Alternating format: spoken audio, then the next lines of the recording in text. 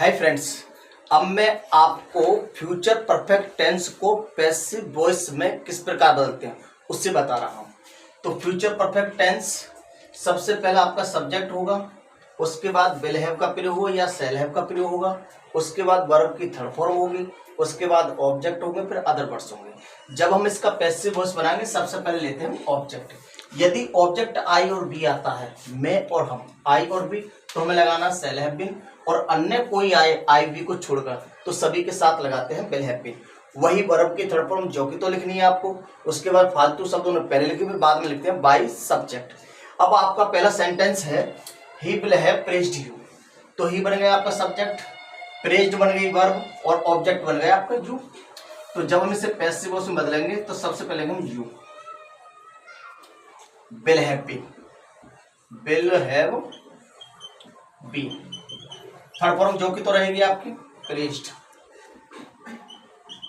By subject कौन है ही, तो ही को बदलते हैं हिम में, इसलिए हमने ही को हिम में बदल दिया। आगे सेंटेंस है आपका you will have invited me to dinner, तुम मुझे रात्रि भोजन पर आमंत्रित कर चुके होंगे।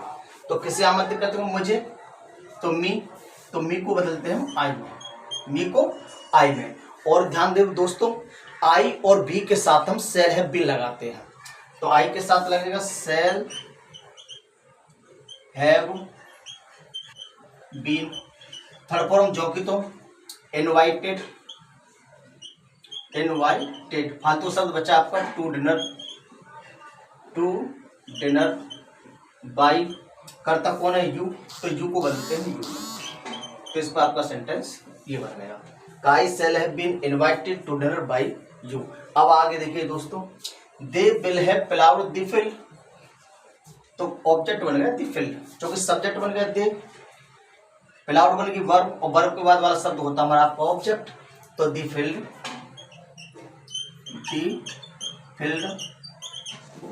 विल हैव बीन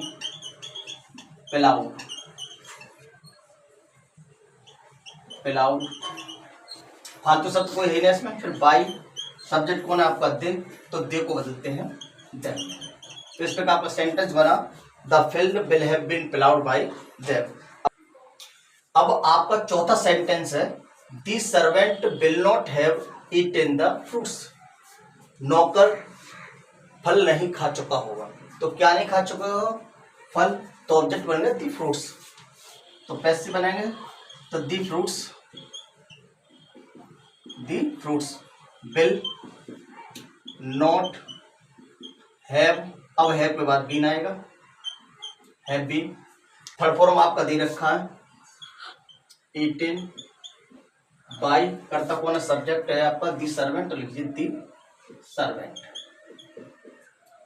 इस प्रकार आपका सेंटेंस बना the fruits will not have been eaten by the servant. अब आपका अगला सेंटेंस है will the carpenter have repaired the furniture, क्या बढ़ई फर्नीचर की मरम्मत कर चुका होगा। तो किसकी मरम्मत कर चुका होगा? द फर्नीचर, तो बन गया object of the furniture.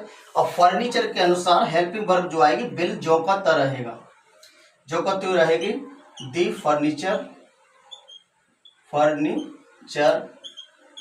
Have, अब हैव के बाद आएगा बीन, और थर्ड फॉर्म आपकी दे रखी है रिपेयर्ड बाय, सब्जेक्ट है दी कारपेंटर, तो लिखिए दी कारपेंटर। तो सेंटेंस बना आपका will the furniture have been repaired by the carpenter.